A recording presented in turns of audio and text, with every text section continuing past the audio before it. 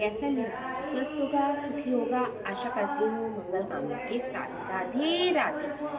चलिए माघ मातम अध्याय 19 प्रारंभ करते हैं। बोलो माँ के ठाकुर की जय, लक्ष्मी नारायण भगवान की जय, कृष्ण मुरारी की जय, बोलो गणेश जी महाराज की जय।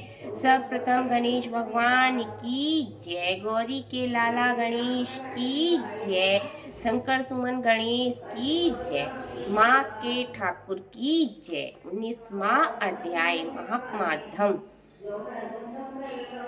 महर्षि वशिष्ठ के मुख से गंधर्व कन्याओं की मुक्ति के बारे में सुनकर महाराज दिलीप ने प्रश्न किया, हे गुरुवर, गंधर्व कन्याओं को क्यों शाप का भागी बनना पड़ा? वे गंधर्व कन्याएं किसकी पुत्रियां थीं?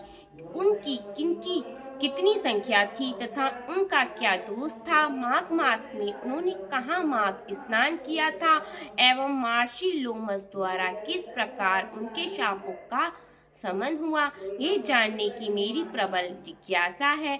महर्षि वशिष्ठ ने कहा, अत्यंत प्राचीन काल में कुबेर की अल्पकापुरी में 5 गंधर्व भ्राता निवास करते थे। उनका नाम क्रमशः सुखी, संगीति, सुशील, चंद्रकांता, सुप्रेम तथा स्वर्वेदी थे। उन 5 गंधर्वों के 5 कन्याएं थीं।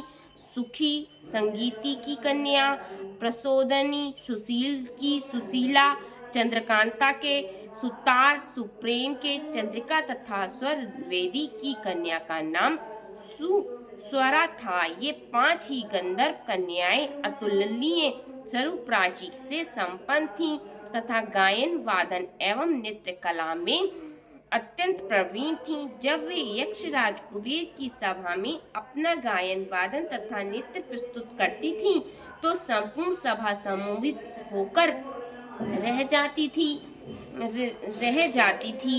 एक बार वैशाख मास में ये 5 गंधर्व कन्याएं गौरी पूजन के लिए सुंदर वस्त्राभूषणों से सज्जित होकर अपने वग यंत्रों तथा वीणाओं को लेकर वन में गईं। वन में एक बार सरोवर के समीप पहुंचकर उन्होंने गौरी पूजन हेतु कमल पुष्प तोड़ना प्रारंभ कर दिया। इसके पश्चात ही उन्होंने इस सरोवर में स्नान भी किया।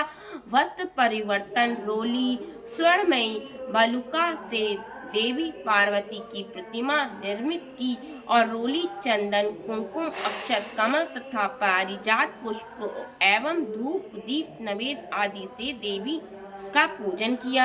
गौरी पूजन के पश्चात उन्होंने प्रतिमा के सम्मुख गायन वादन करते हुए नृत्य करना प्रारंभ कर दिया। गंधर्व कन्याओं का गायन वादन, नृत्य में अंग संचालन तथा स्वर प्रबंध अत्यंत मनोहर था।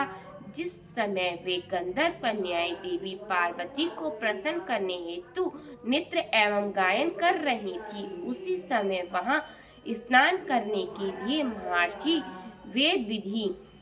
वेदनिधि के पुत्र आज्ञेन ने अत्यंत स्वरूपवान थे। उनका सौंदर्य कामदेव को भी लज्जित करने वाला था। सौंदर्य के साक्षात अवतार अग्नि ने मृग चर्म, उत्तम यज्ञोपवीत तथा कटी में मेघमाला धारण कर रखी थी। जब गंधर्व कन्याओं ने सौंदर्य के साक्षात अवतार ऋषि कुमार को देखा तो वे 5 उनके रूप एवं प्रभामंडल में सम्मोहित होकर उन पर आसक्त हो गई तथा विचारने लगी कि ये अतुलनीय सौंदर्यवान युवक कौन है।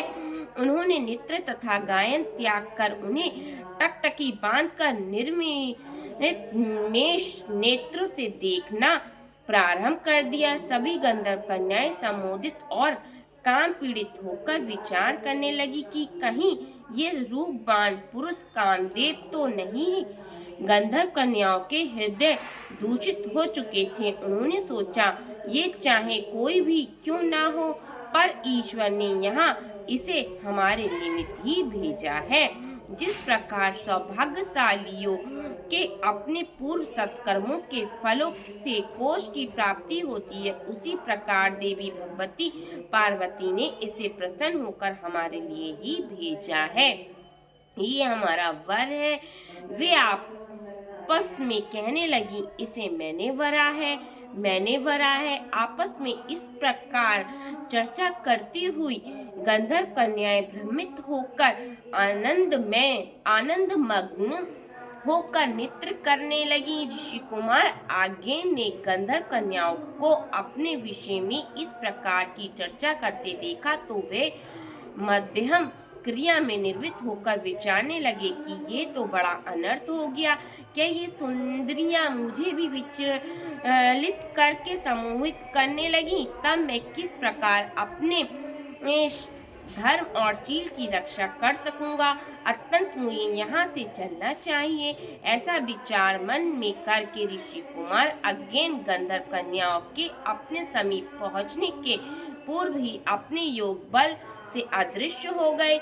योग शक्ति से अदृश्य हुए ऋषि कुमार को अपने सामने न पाकर वे सुंदरियां प्यास से व्याकुल मृगियों के समान दुखी और उत्तेजित हो गईं।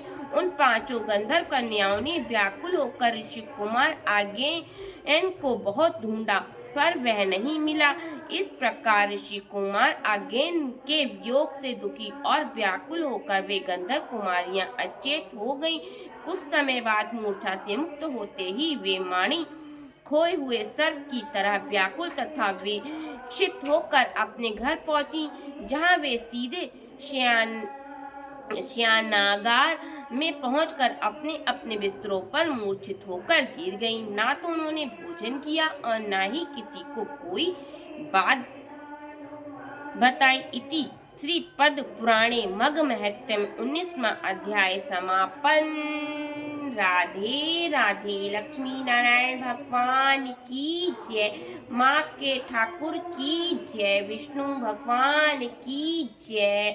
राधे राधे। आपको ये माघ महीने का महोत्सव जरूर सुनना चाहिए और महा स्नान जरूर करना चाहिए। आपको मेरी वीडियो थोड़ी सी भी अच्छी लगी हो तो इसे लाइक और शेयर कमेंट जरूर करिए, और कुछ जानना हो तो आप कमेंट बॉक्स में पूछ सकते हैं। राधे राधे।